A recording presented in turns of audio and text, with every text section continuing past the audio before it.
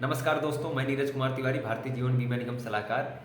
आप लोग की तरह हम भी एक लाइफ इंश्योरेंस एजेंट हैं और अपने इस यूट्यूब चैनल के माध्यम से बहुत सारे टॉपिक पे वीडियो बनाता रहता हूं। अगर आपको भी हमारे बनाए गए टॉपिक पे वीडियो पसंद आते हैं तो प्लीज़ हमारे इस यूट्यूब चैनल को सब्सक्राइब करिएगा, साथ में अपने दोस्तों के साथ शेयर करिएगा। आज का हमारा टॉपिक है कि life insurance agent objection handling. Objection handling जो आते हैं उस पर टॉपिक पे वीडियो है। इनमें से हम 2-4 टॉपिक पे कवर करेंगे। पहला टॉपिक है कि मेरे पास बहुत सारी पॉलिसी है, तो अगर आपके भी पास ऐसे इस तरह के ऑब्जेक्शन आते हैं तो सिंपल आपको क्या करना है, वहाँ पे जाना है कि सर ठीक है, आपके साथ आपके पास बहुत सारी पॉलिसी हैं, मुबारकबाद हो आपको कि आपने अपनी पूरी फाइनेंशियल प्लानिंग कर रखे हैं।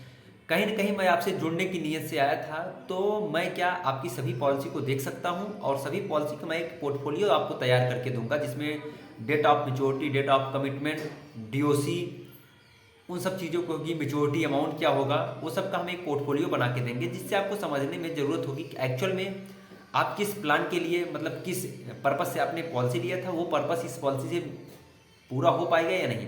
जैसे मान लीजिए आप बच्चों की पढ़ाई के लिए लिए थे, बिटिया की शादी के लिए लिए थे, अपने रिटायरमेंट प्लानिंग के लिए लिए थे, वो सारा मैं पोर्टफोलियो आपको तैयार करके दूंगा, जिससे आपको एक समझने में वो लगेगा। ठीक है, अब आप पोर्टफोलियो उनको तैयार करके देंगे तो देखेंगे कहीं ना कहीं उनका पोर्टफोलियो जो है अधूरा रहेगा, तो आप वहाँ पे नई एक पॉलिसी को अप्रोच कर सकते हैं।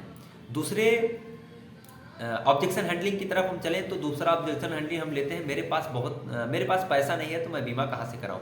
इसके लिए मैंने एक डिटेल में वीडियो बनाया है, उसका मैं लिंक दे दूंगा आपको नीचे कमेंट बॉक्स में या डिस्क्रिप्शन में दे दूंगा, आप वहाँ पे जाके देख लेंगे। और उस पर मैं थोड़ा सा बताता हूँ।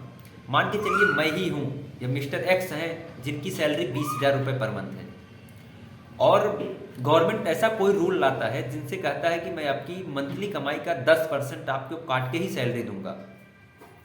तो आप बताइए, आप जॉब करना पसंद करेंगे या आप घर बैठ जाएंगे? आप कहेंगे स्वाभाविक बात है कि हम जो है जॉब करेंगे, चूंकि 20,000 का 10% कटना मतलब 2,000 कटेगा, 18,000 तो आएगा, मुझे अपना घर चलाना है। तो गवर्नमेंट ऐसा कोई रूल लाए या ना लाए, हमें तो अपना आपसे ही सेविंग करनी चाहिए, ये था। और इसको डिटेल वीडियो आप देख सकते हैं। तीसरे ऑब्जेक्शन हैंडलिंग के लिए तरफ चलते हैं।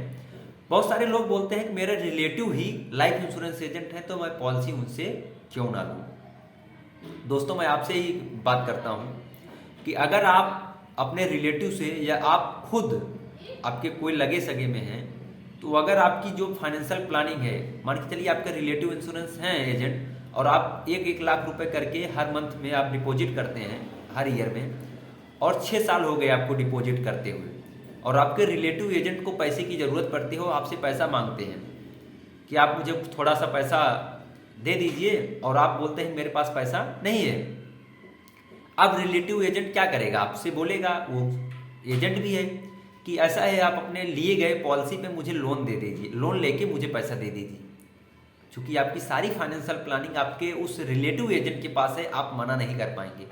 सोचिए, यदि आप चाहते हैं कि आपके जो प्लानिंग है वो आप तक सीक्रेट रहे, तो आपको अपने रिलेटिव इंश्योरेंस एजेंट से नहीं लेना चाहिए पॉलिसी, आपको दूसरे एजेंट के साथ जाना चाहिए। क्योंकि अपनी जो सेविंग होती है वो सिक्योर्ड सेविंग करने के लिए कहीं ना कहीं एक गोपनीयता को बनाए रखने के लिए रिलेटिव में ओपन हो ही जाती है।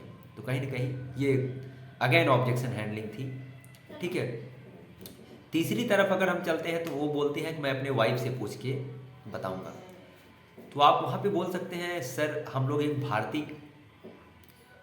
भारत में हैं, और जो भारतीय नारी होती हैं वो कभी नहीं चाहती हैं कि उनके हस्बैंड या उनके पति की डेथ हो उसके बाद मुझे पैसा मिले, कोई नहीं चाहता है। तो जब हम लोग वहाँ पे बैठ के बात करेंगे, या आप अपने वाइफ से पूछेंगे कि मैं एक ऐसा प्लानिंग करने जा रहा हूँ जिसमें भगवान न करे मेरे साथ कोई घटना घटित होती है, तो आपको एक्स अमाउंट मिलेगा, कोई नहीं चाहता।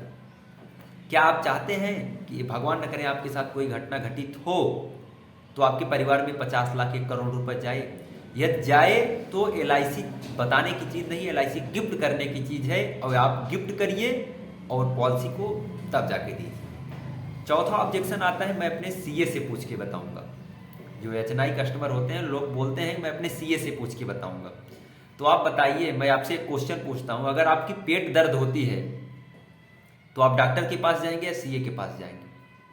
आप कहेंगे कि मैं डॉक्टर के पास जाऊंगा, डॉक्टर के पास।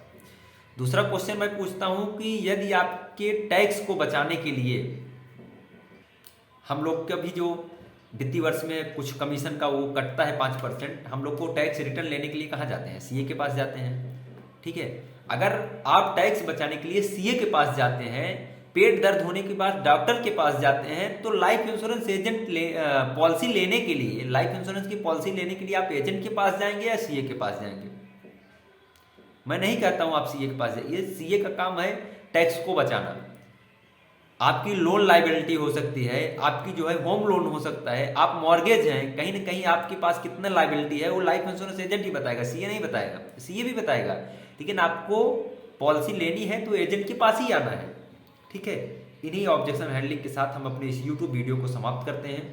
सो आप हमारे चैनल को जरूर सब्सक्राइब करिएगा। अगर आप चाहते हैं रेगुलर बेस पे हमसे कनेक्ट रहने के लिए तो हमारे व्हाट्सअप नंबर पे आप हाई लिख के जरूर करिएगा और नंबर को सेव कर लीजिएगा, ताकि हम ब्रॉडकास्ट के थ्रू आपको नई नई जानकारी दे सकें। हम नंबर कमेंट बॉक्स में डाल देंगे। Thank you.